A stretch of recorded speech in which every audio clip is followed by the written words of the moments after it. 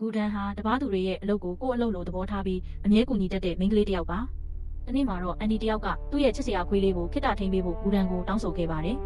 ဂူဒန်ကလည်းချက်ချင်းပဲခွေးလေးကိုဘေးကင်းအောင်ဖမ်းပေးပြီးအန်တီလက်ထဲကိုပြန်ထည့်ပေးလိုက်ပါတယ်။အခြားတစ်ဖက်မှာတော့ချမ်းသာတဲ့မိသားစုကချွေးမ3ယောက်ဟာသူတို့ရဲ့ရောက်ခမဖြစ်သူ AJ ရဲ့မွေးနေ့မှာအဖော်မွန်တစ်ယောက်ရှာပေးဖို့စူးစမ်းနေကြပါတယ်။ဒါမှသူတို့အတွက်လည်းရောက်ခမအမေတစ်ယောက်ရလာမှာဖြစ်ပါတယ်။တကယ်တော့ AJ ရဲ့ဇနီးတဲ့ဟာဒီလောကကြီးကနေထွက်ခွာသွားတာကြပါပြီ။ AJ ဟာစီကံကြီးပြီးပြတ်သားတဲ့သူတစ်ယောက်ပါအစားအသောက်မှာအမားရွေးနေငယ်ရှိုံနဲ့တင်လခတွေကိုဖြတ်တောက်ပြတ်တက်လို့လူတိုင်းကသူ့ကိုကြောက်ကြပါတယ်။ဒီအချိန်မှာပဲဂူဒန်ရဲ့အမဖြစ်သူက AJ ရဲ့မွေးနေ့အတွက်အိမ်မုံပို့ပေးရတဲ့အလုပ်ကိုရရှိခဲ့ပါတယ်။သူမဟာအပင်ပန်းခံပြီးအိမ်မုံကိုပြင်ဆင်ခဲ့ပါတယ်။အဲဒီနောက်ဂူဒန်နဲ့သူမရဲ့အမေဟာ AJ ရဲ့နန်းတော်လိုအိမ်ကြီးစီကိုရောက်သွားကြပါတယ်။အဲဒီမှာတင်ဂူဒန်ဟာ AJ ရဲ့အကြီးဆုံးချွေးမနဲ့တိုက်မိသွားပေမဲ့အိမ်မုံကတော့မကြပဲလွတ်သွားပါတယ်။ဒါကိုအကြီးဆုံးချွေးမကဒေါ်လာတကြီးနဲ့အိမ်မုံသာပျက်စီးသွားရင်နင်ပြန်ယူသွားရလိမ့်မယ်။ AJ ကဒါမျိုးဆိုလုံးဝသဘောမကျဘူးလို့ပြောလိုက်ပါတယ်။အဲဒီအချိန်မှာပဲ AJ ရောက်လာပြီးမိန်းကလေးအုပ်စုကိုမြင်တော့ဒါတွေကဘသူတွေလဲလို့မေးပါတယ်။အကြီးဆုံးချွေးမကရှေ့ထွက်ပြီးဒါတွေကဖေဖေအတွက်ရွေးချယ်ထားတဲ့ဟော်မွန်တွေပါသူတို့ကဖေဖေကိုကောင်းကောင်းဂရုစိုက်ပေးမှာပါလို့ပြောပါတယ်။သူတို့ကမြို့ပေါ်ကအထက်တန်းစားမိသားစုဝင်တွေဖြစ်ပြီးဖေဖေအတွက်အကောင်းဆုံးဇနီးလောင်းတွေဖြစ်လာမှာပါ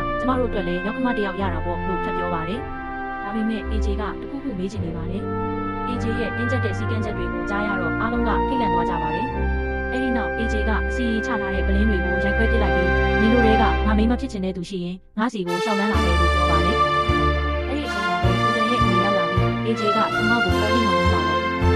။ဒါကိုမြင်ရတဲ့ဂူဒန်ကဒေါသထွက်ပြီးအိမ်မုံကိုယူက AJ ရဲ့မျက်နှာကိုပြပောက်လိုက်ပါတယ်။ AJ ရဲ့ချွေးမတွေနဲ့အိမ်မှာရှိတဲ့လူတွေအားလုံးနှိမ့်တက်သွားကြပါတယ်။ဒါတော့ဂူဒန်ရဲ့အမေကသူမကိုလာခေါ်တာဖြစ်တဲ့အတွက်ဂူဒန်ကိုအမြင်ဆွဲပြီးအိမ်ကိုပြန်ခေါ်သွားပါတယ်။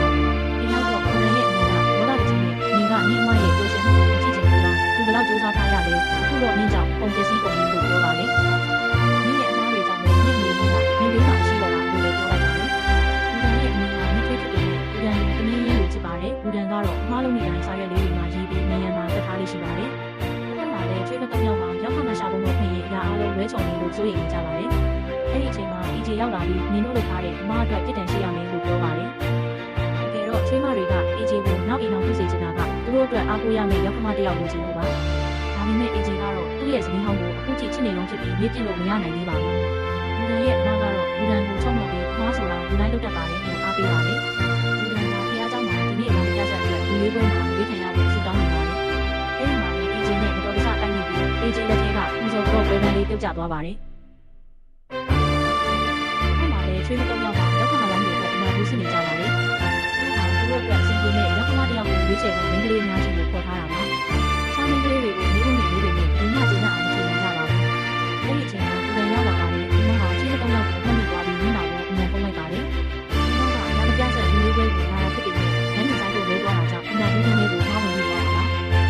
ကြီးဆုံးချင်းကဂူဒန်ကိုခင်လို့ဆိုတာဘာလဲလို့မေးတဲ့အခါဂူဒန်ကသူမရဲ့ကိုယ်ပိုင်ဟန်နဲ့ဖြေလိုက်တာကြောင့်ချွေးမတွေအင်မတန်သဘောကျသွားပါတယ်။ဒီနောက်ချွေးမတွေကဂူဒန်ရဲ့တပ်ပုံကို AJ ကိုပြတဲ့အခါ AJ ကမကြည့်ဘဲနဲ့တင်လက်ခံလိုက်ပါတယ်။ဒါကိုကြားရတော့ချွေးမ3ယောက်ဟာအလွန်ဝမ်းသာသွားကြပါတယ်။ဂူဒန်စီကိုလည်းနေရွေးခံရပြီးဆိုတဲ့ဖုန်းဝင်လာပါတယ်။ဂူဒန်နဲ့သူမရဲ့အမတို့ပြောသွားကြပေမဲ့အမေဖြစ်သူကတော့တခုခုမှားနေပြီလို့ထင်နေပါတယ်။နောက်တစ်ခါဂူဒန်ကိုထပ်ခေါ်တဲ့အခါမှာတော့သူမဟာရာမ AJ နဲ့တွေ့ရမှာဖြစ်ပါတယ်။ဂူဒန်ကတော့သူမဘလို့အရာအတွက် yes လို့ပြောလိုက်မိလဲဆိုတာအခုထိမသိသေးပါဘူး။